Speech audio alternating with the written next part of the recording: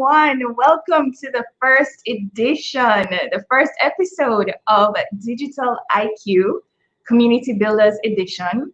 I am excited because whereas I've been doing CEO chats on Instagram, I've been able to now bring this limited, very exclusive video content series to my Caribbean Entrepreneur Network private Facebook group, as well as to the website. And I would say it's a different feel. It's a different feel. The conversations are going to be a little different. We're focusing heavily on digital IQ, and we're focusing on businesses, brands, and people who are really leading the charge in the Caribbean, in my opinion, to create community. So without further ado, I want to welcome officially Victoria Taylor into the house. Welcome, Victoria.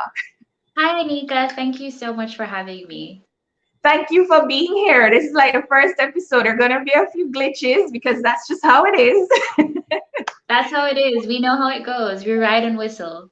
Exactly. So I know that you are a marketing consultant as well as a digital strategist as well.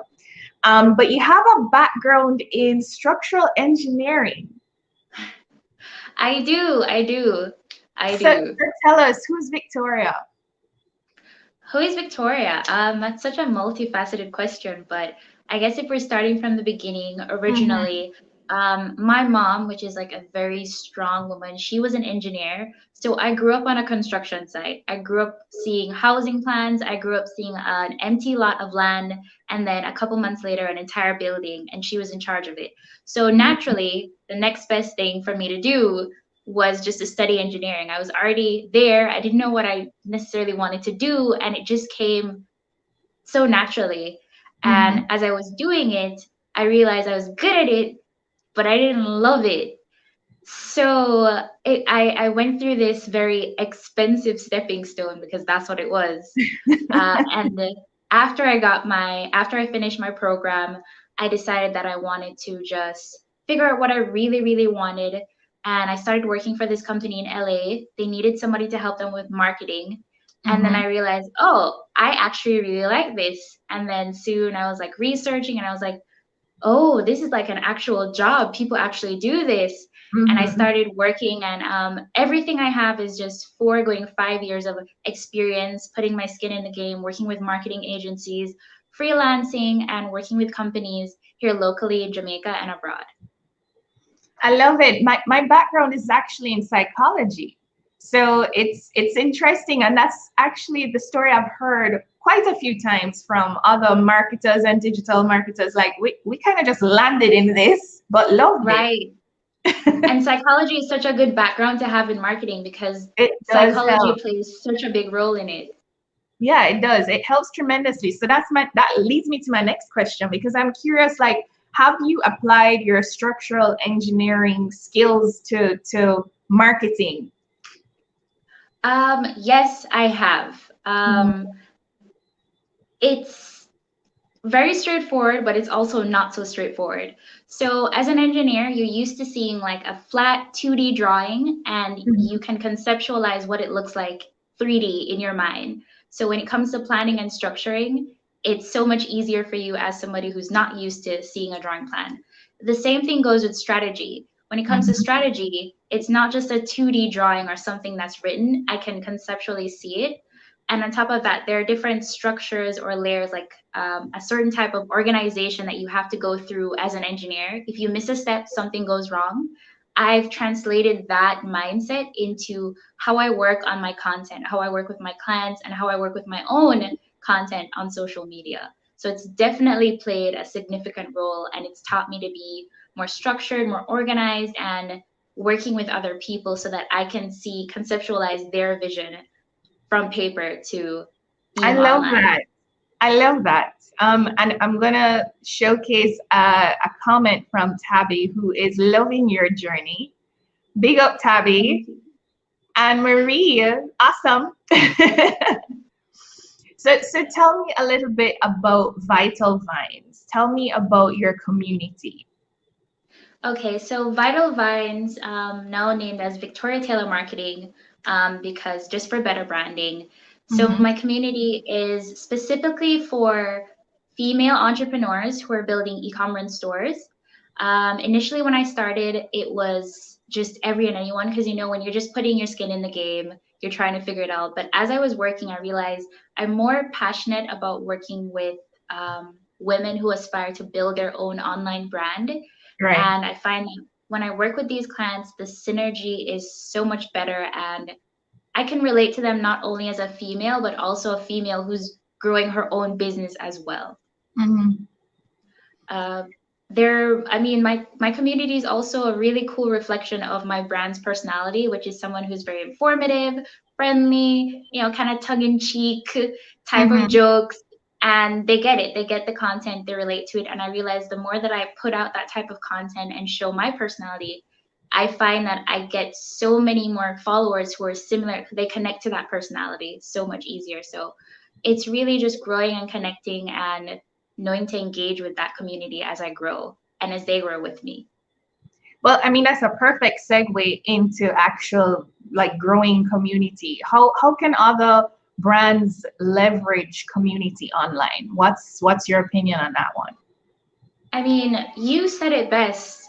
I mean, outside of our conversation, that it's all about serving and not selling. So Mm-hmm. I find that when you start promoting content, okay, so who am I creating this content for? Why should they be interested? How is this going to help them? And at first, you're really not going to get it. You're going to have to experiment a little bit. But as you go, pay attention to the people who comment and like, because when you're leveraging your community, you're going to see regulars, and you have to treat your regulars with kindness, with engagement, because that means they'll keep coming back for more. And when other people see Mm-hmm. that, then they'll feel more implied to engage. Mm-hmm. So when I experiment with my content, sometimes if it's informative, sometimes it's funny, it brings a conversation. And most of the time, these people who connect with the brand that I'm trying to reach out, the audience that I'm trying to reach out that connect with my Right. brand, they'll DM me, start a conversation. So it's really creating content that they want, being sure that you're more focused on serving than selling, and Mm-hmm. also just remember to be yourself authentically, because people really buy into personalities. And if you don't have a personality, there's really nothing to buy into. Right. Well, that actually makes me think of another question in terms of authenticity and a muddled sense of what we think it is based on being online. So, folks will think that, well, I have to be a certain way to represent online. Like, how do you navigate that? Well, it's just like I would tell some of my clients, you don't have to put all of yourself online. You don't have to Hmm. share 100% of yourself online, but you do have to pick parts of yourself that you're willing to share and expose. Right. So my mentor, he makes fun of me all the time because he says when I'm on going live or I'm on social media, I'm very bubbly and cheery. But when I'm in the office, I'm just like to myself, completely introverted. I'm still the same person. I'm still the Yeah. same bubbly, nice, unique person. But I'm also someone who likes to stay in her own space and reserve. So it's all a matter of having a persona. It's not being fake, because I Hmm. know some people will think that, but it's in a sense being the truest social persona that you can be. And your Right. social persona is just a key aspect of your real self that just highlighted. Hmm. So if you're someone who's very serious, that could be a part of your social persona. You don't have to be smiley, giggly, laughy. That's not a recommendation. Some people might actually love if you're serious, and vice Hmm. versa. If your personality where you love telling jokes, but you want to be an expert, use that to your advantage, make that your brand persona, and you're going to connect with those people. So it's just taking that little aspect, amplifying it, making it your unique persona, and then Hmm. having that be a beacon to the people you want to attract. I love how you explain that as being a beacon, and the key thing being you're not necessarily serving everyone, and you can't serve everyone. You're not everybody's cup of tea. So how, I mean, this is kind of going separate from some of the questions that I sent you. But like That's how fine. can someone, in your opinion, how can they create or find that ideal persona, or maybe better yet, how can they understand who they actually want to communicate with or connect with? That's a great question. I would say there are two things that you need to create. One, you need to create a buyer persona. So Mm-hmm. let's say that maybe your brand isn't necessarily you, but it's actually a product or products. So you're gonna have to create a buyer persona, which is a list of requirements or features that you want your ideal buyer to have. Now, what it's supposed to do is again three things. One, it's supposed to let you realize if the buyer that you're trying to reach out to is realistic, Right. right? Or if it's achievable. Two, it's supposed to give you a clear indication of who you're really talking to. And three, it's supposed to help you to create the second thing that I mentioned, which is your brand persona. So Right. your buyer persona will involve the age, the location, their interests, where they spend their money, where they spend most of their time online, what Mm-hmm. they like, what they don't like. And your brand persona is going to have a key aspect of that because if they like someone, so let's say that they love hanging out with their friends, that means your brand persona has to have an aspect where it sounds like a friend who's giving Right. advice, who's sharing things with them instead of buy this from me now. More like, oh my God, I love this shirt. It goes with this top. This would be a Mm-hmm. great addition to your closet. That's using the buyer and brand persona, putting them together to create the perfect brand voice. Mm-hmm. What I have found just with experience is and like coaching different business, like small business owners and so forth, is when you ask them, okay, describe your brand, they will describe their business.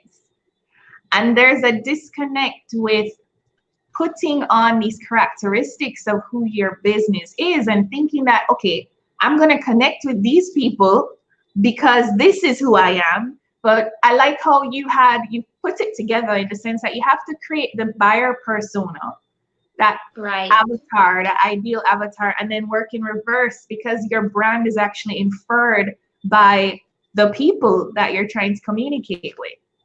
So Exactly. what tips do you have? Because ultimately what we want to do is build community. So you want to build a community that you can serve and then sell to. But like what tips would you have in terms of maybe for someone just starting out, apart from maybe, or maybe wrap it up like in like if you have like a number or a list, what would be your tips for someone Okay, just starting out? I think I would have four tips for that person. One, just know you're not gonna get it right from the start. I love that. So be prepared for that. Yeah, you're not gonna get it right from the start. Every Mhm. single person who is a professional now or even a major brand, they didn't get it right from the start. Mhm. So it's all about starting. It's not about truly perfecting it. It's as you work, you'll perfect it. Two, again, as I said, create that buyer persona, spend time on it, and really sit down. I know a lot of time from my experience, clients will write down this buyer persona and I would be like, this person doesn't exist. This lifestyle, this age, it doesn't Mhm. exist. You have to be realistic and you have to say, okay, can I actually imagine this person being real, right? Mhm. Three, then you start to create your buyer persona. Again, that's going to connect with your brand persona, that's going to connect with the buyer persona. And then four, have a goal. I'm a big person on goals. Goals help you to be directed and they help you to be guided. So have a goal. What do you Mhm. want to achieve with creating your unique brand identity? Do you want more people to talk about you? Do you want more comments? Do you want to see what type of content people like? So you want to check the likes? Because if more people like it, that means you're connecting with the right people. If more people Right. are commenting, that means you're starting a conversation with your community. Or is it that you want to make sales? There's nothing wrong with having that, right?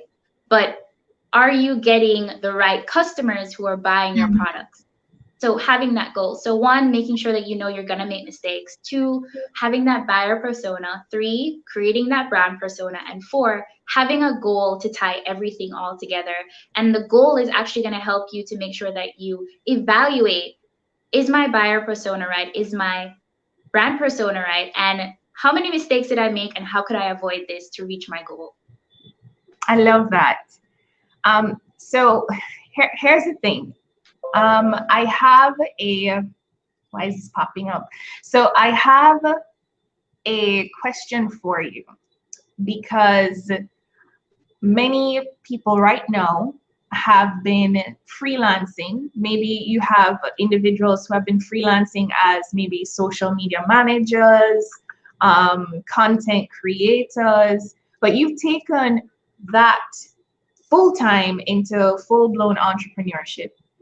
I want to ask you about that journey, because I think many people could benefit from your lessons on that. Because from going from freelancer to full time is a great educational tool for many people. But I wanted to lead into that with, let's see, in terms of your journey, what has probably been one of your biggest hiccups? You mentioned like Um, knowing that you're not gonna get it right, like being number one. Like what has been yeah, something that you learned from your journey thus far? I think John Maxwell said it very right. Very right. He said, "Sometimes you win and sometimes you learn." Mm, So it's definitely been the hiccups for me have been, especially in the early part, is that I expected that um, if I researched everything and if I make sure that I was well read and that I was up to date with the latest trends, everything would be great. Like I would go mhm, in, it would be instant, but that's not how it works. When you're starting out, especially as a freelancer, especially if you're not in like a job where there's a routine, right. everything comes down to practicality. It's doing the work. So Hmm. it doesn't matter how much you know, and not to, if again, I say this to say, if you have a bachelor's or you have education in marketing formally, that's perfectly fine. But I find from my experience that most of the top marketers, they were never formally trained for marketing. It was Hmm. really just practical work, making the mistakes, going through and just building with blood, sweat, and tears. And whether you when you're starting your journey, you just have to be prepared for you're gonna lose, you're gonna learn, and there are some things that you're gonna win, but you're not gonna know until you actually do the work. Because knowing it in theory is great. Anybody can learn it in theory. But for the people who actually do the work to see the results, Right. that's how you grow as a person. So I thought if I was well read, I would go in, everything would be fine. And I was flip upside my head and it was like, no, you're gonna have to actually learn and do it practically. And I mean that's overall marketing. Like you're learning on the job constantly. And worse if it's digital. Like digital is Changes all the time, all the time. every time. I mean, it actually, I what I love, and I'm gonna throw this out there, maybe end up throwing a little shade on a few people, is when I went through your site, you refer to yourself as a marketing consultant and a content creator, and you talk about that box. So this box that people think in, you're not just thinking outside the box. You're the dynamite to blow up the box, which I love. But what I loved about it was not once did I go through and read that you call yourself an expert. And I found that very powerful, because when people will like introduce me or something like that, I actually kind of cringe a little bit, because being an expert in a field that is so fast paced and so dynamic and constantly changing is a little, it doesn't line up for me personally. Like I'm always learning. I feel like you'd have to be doing it for like 15 years and you have to be still at the top of your game to say, like, Yeah. I am, yeah, that's the only time you can use that word. But as in a thought leader though, and I do regard you as being a thought leader. How does being that dynamite that's blowing up a proverbial box, how does that make you a thought leader? Or what do you think of the term thought leader? I think the term thought leader is a very experienced and professional influencer. Because being a thought leader is an influencer, but it's Mm-hmm. just that it's more of a professional and a higher approach. You're a trendsetter. You're someone who, when you speak, people listen. I personally know that I am working my way up to be a thought leader. I think a thought leader is a very high Mm-hmm. position. I think I feel the same way when people say that they're an expert. And Right. I yeah. So I feel like you have to be somebody who's been on top of your game for a really long time. And when you speak, it's not just your social media followers that are working, it's everyone who's listening to what you have to say. And there are thought leaders.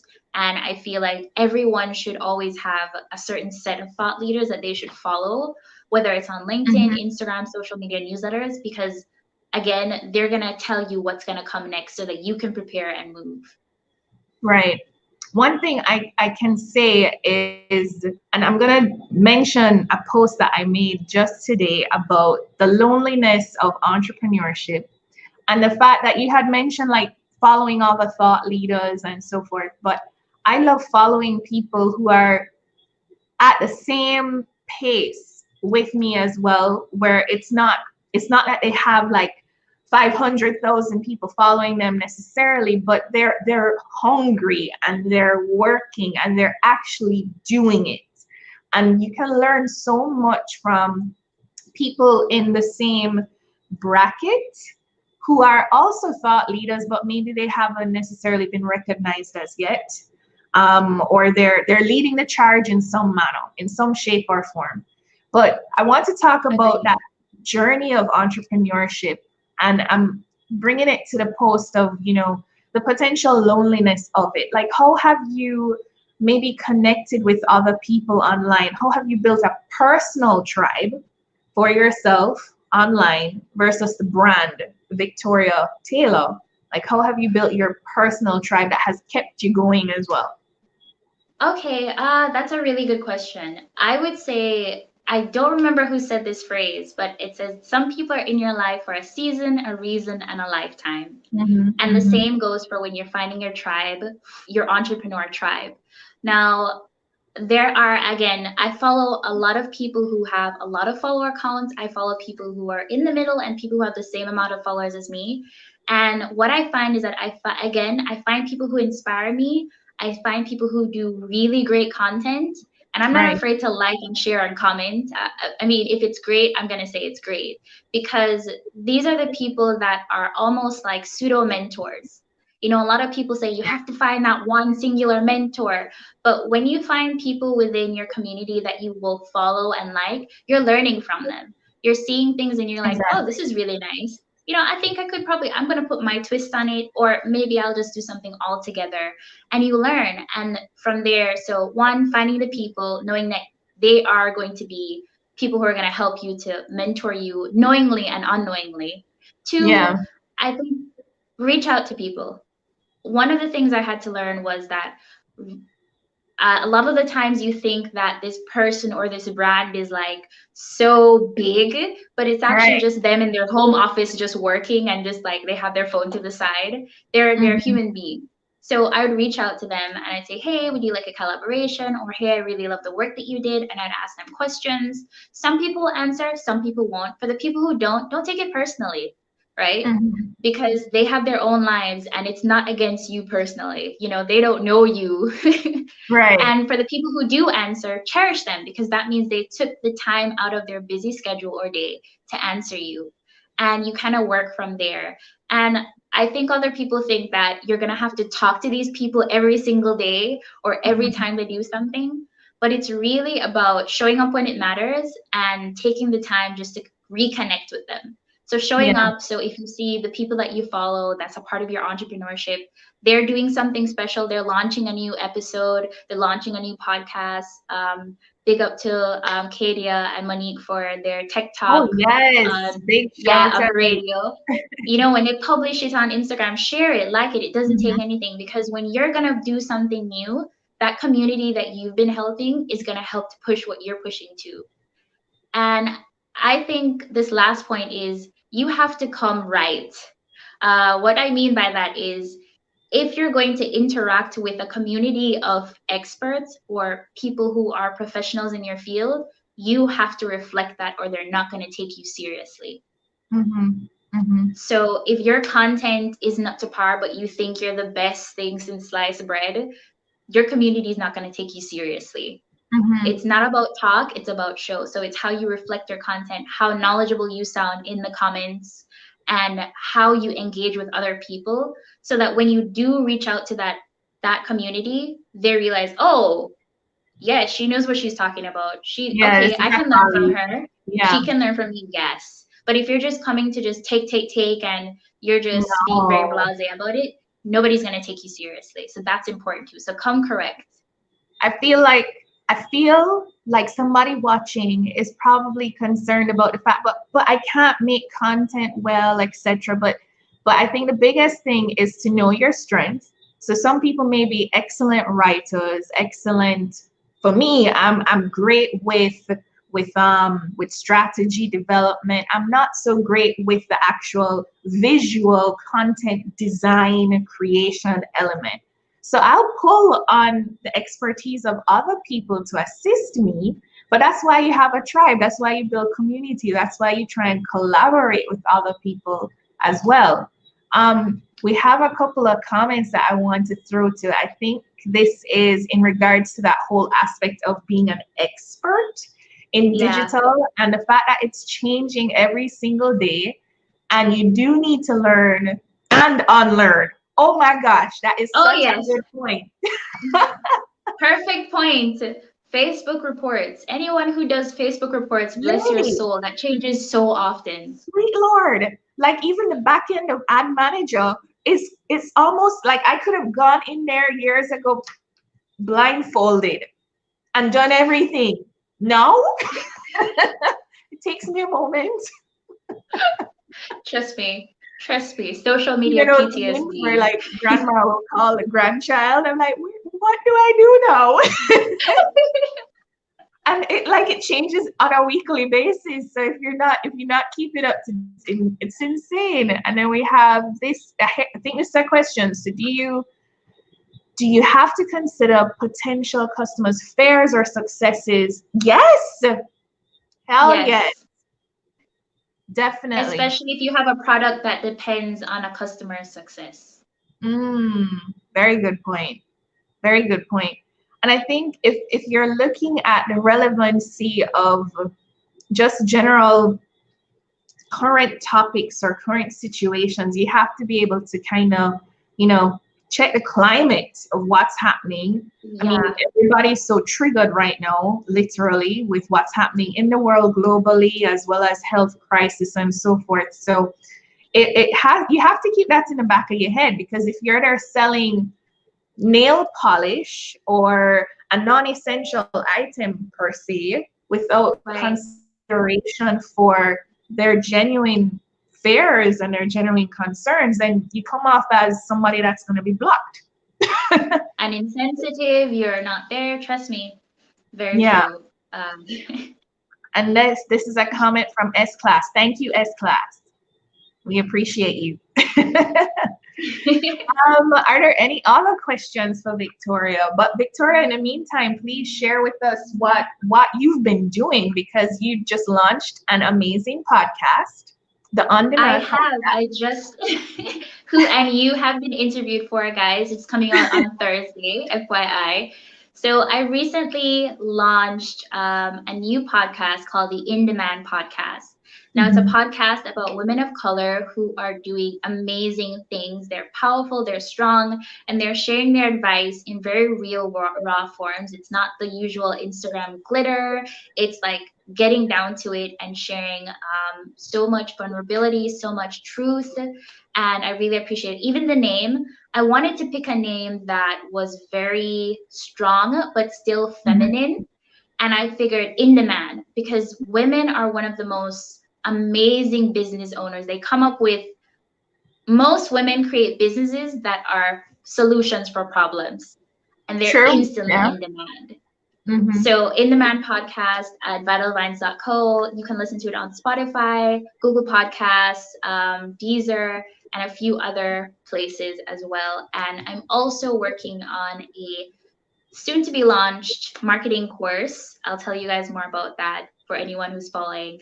And just keeping it minimal. Mhm. I've learned to know the difference between being busy and being productive. So my Oh yeah. projects are becoming so much tighter, and I'm Mhm. spending more time working on new content, which, again, you've inspired me as well. Shout out to Oh, Anika and her amazing Boss Chic content, which is great. thank you. And yeah, and just doing projects that are more meaningful.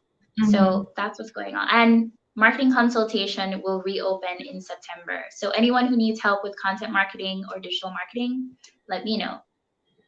Please check out Victoria. I want to thank you so much for being my first guest on Digital IQ.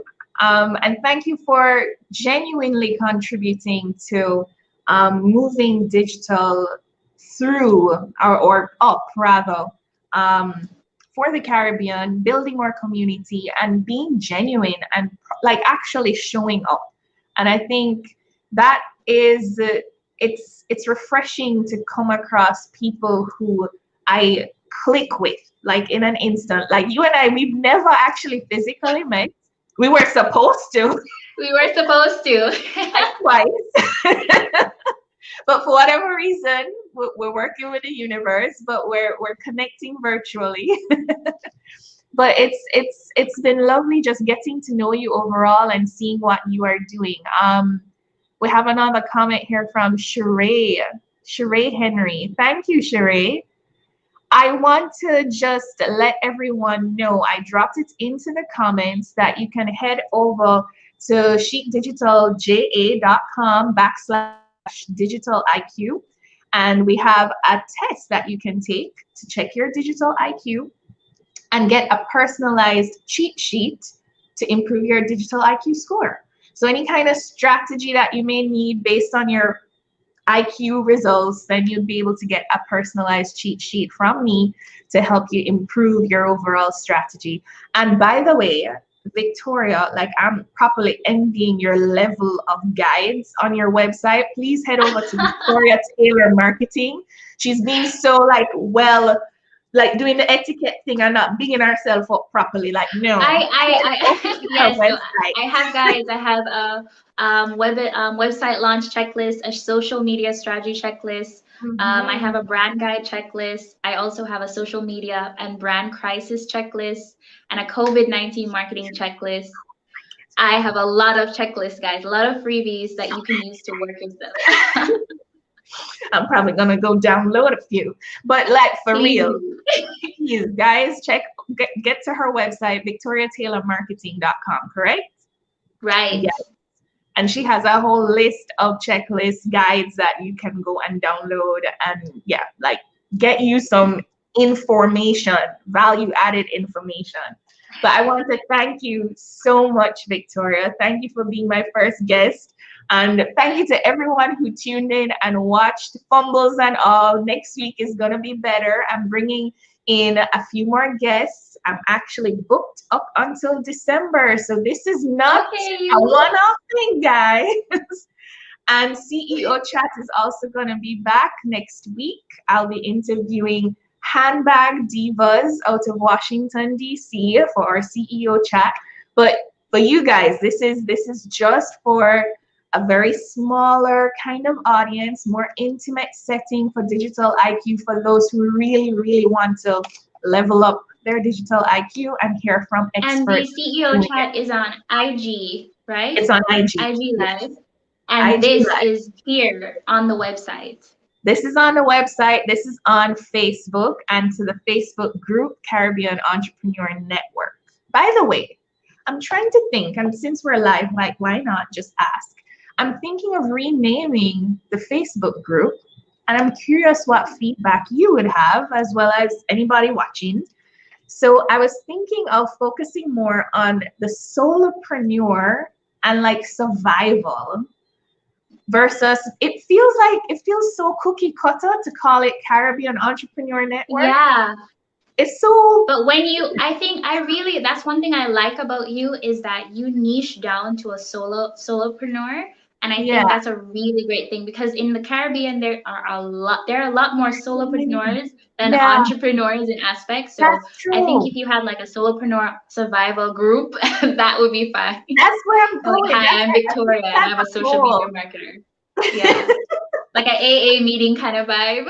Exactly. Like that's where I was kind of going. And I actually put it in a group because I need to ask my network, my tribe, my community what they think. Because it started off as Caribbean Entrepreneur Network, but it just didn't feel right. But Yeah, and I'm I gonna think once you really change the name, the mindset of the people in the group is gonna shift. yeah, yeah. I'm excited to see what feedback I get as well in the poll. But thank you, Victoria. And thank you No everyone problem. for watching. And you and I, we need to like connect overall. Yeah. You know how to find me, guys. Vitalvines.co. Yes, please check her out. Thank you again. Bye, Bye. guys.